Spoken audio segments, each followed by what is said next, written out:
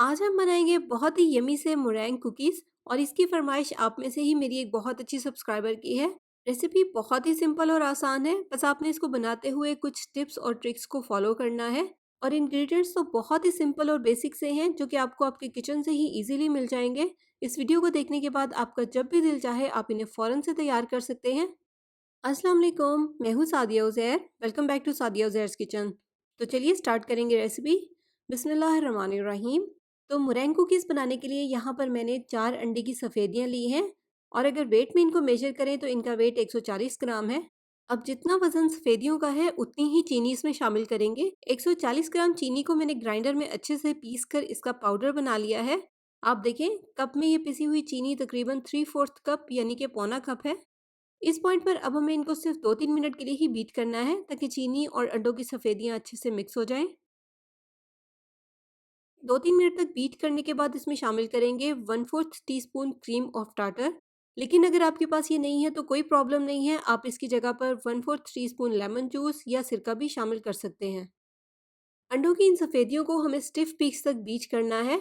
अब जो आपने एहतियात करनी है, जब आपने अंडों की जर्दियाँ और सफ़ेदियाँ अलग अलग करनी है तो सफ़ेदियों में जर्दी का एक भी ड्रॉप शामिल ना हो, वरना जब आप इनको बीट करेंगे तो ये अच्छे से बीट नहीं होंगी। इसके अलावा सेकंड जिस बाउल में आपने इनको बीट करना है वो भी बिल्कुल साफ़ हो, बाउल में ज़रा सी भी चिकनाई ना हो। तो जब क्रीम ऑफ टार्टर को शामिल किए हुए 1-2 मिनट हो जाएंगे तो फिर इसमें हम आधा चाय का चम्मच वनीला एसेंस का ऐड कर देंगे। वनीला एसेंस ऐड करने से मुरैंग का कलर थोड़ा-सा चेंज हो जाता है और अगर आप प्योर व्हाइट कलर के मुरैंग कुकीज़ बनाना चाहते हैं, तो फिर या तो आप ट्रांसपेरेंट वनीला एसेंस या अपनी पसंद के मुताबिक किसी भी ट्रांसपेरेंट एसेंस का इस्तेमाल कर लें, ताकि अंडों की स्मेल भी ख़त्म हो जाए और मुरैंग का कलर भी ख़राब ना हो। तो अंडों की सफ़ेदियाँ यहाँ पर आप देखें अच्छे से बीट हो गई हैं। अब इस पॉइंट पर आप इसमें अपनी मर्ज़ी के कोई भी फूड कलर ऐड कर सकते हैं या अगर आप चाहें तो आप इन्हें व्हाइट भी बना सकते हैं। यहाँ पर मैं इन कुकीज़ को 2 कलर्स में बना रही हूँ, तो इसलिए मैंने थोड़े से मुरैंग को अलग से एक बाउल में निकाल लिया है। तो इस वाले मुरैंग में जैसे कि आप देख रहे हैं, मैंने थोड़ा-सा sky blue food colour add किया है। ये देखें कलर कितने अच्छे से मिक्स हो गया है। लाइट एंड डार्क जो भी शेड आप देना चाहें। और आप देखिए हमारी सफ़ेदियाँ कितनी अच्छी बीट हुई हैं, शेप को कितने अच्छे से होल्ड कर रही हैं। इसी तरह का मुरैंग हमें तैयार करना है। अब स्काई ब्लू कुकीज़ बनाने के लिए मैंने ये वाली पाइपिंग टिप ली है जिसको मैंने पाइपिंग बैग में लगा लिया है और इसमें हम ये ब्लू वाला मोरैंग का मिक्सचर डाल देंगे। अब जिस बटर पेपर पर हमें इसको बेक करना है उस पर आप देखिए मैंने इस तरह से राउंड सर्कल्स बना लिए हैं एक पेन की मदद से। और सर्कल बनाने के लिए आप छोटे साइज़ के ग्लास, छोटे साइज़ के बाउल या कुकी कटर का इस्तेमाल कर सकते हैं। अब बटर पेपर की जिस साइड पर इंक है इसको हम उल्टा देंगे ताकि कुकीज़ पर इंक ना लगे। इसके बाद बेकिंग ट्रे के चारों तरफ ये थोड़ा-थोड़ा सा मिक्सचर लगाकर बटर पेपर को ट्रे के साथ चिपका देंगे। अब हमने जो सर्कल्स के निशान लगाए थे, उन्हीं निशानों के अंदर-अंदर रहते हुए हम फ्लावर की शेप के ये कुकीज़ बनाएँगे। इस तरह से सारे कुकीज़ एक ही साइज़ के बनेंगे।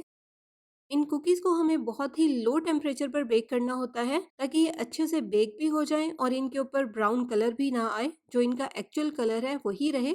तो 100 या 90 डिग्री सेल्सियस पर इनको हम बेक करेंगे तकरीबन 1 घंटे के लिए।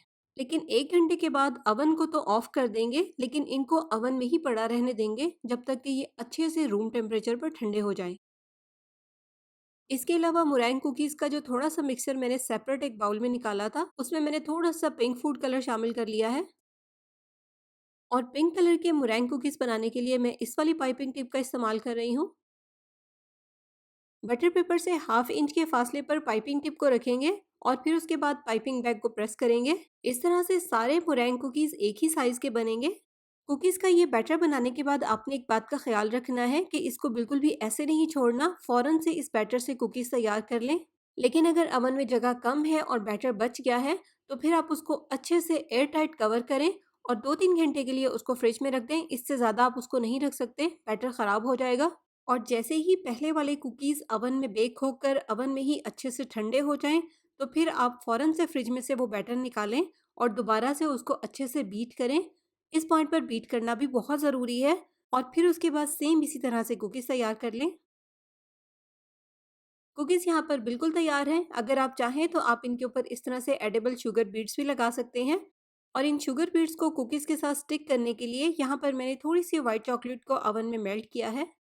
इन कुकीज़ को बनाने के बाद सेव करने के लिए आपने इनको फ़ौरन से किसी भी एयरटाइट डब्बे में या ज़िप-लॉक बैग में रखना है, वरना ये ख़राब हो जाएँगे और स्पेशली अगर नमी वाला मौसम है तब तो आपको इसकी बहुत ही एहतियात रखनी है।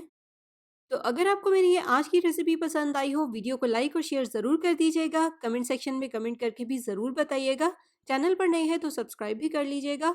अपना बहुत सा ख्याल रखिएगा, दुआओं में याद रखिएगा। Thank you for watching. Allah हाफ़िज़।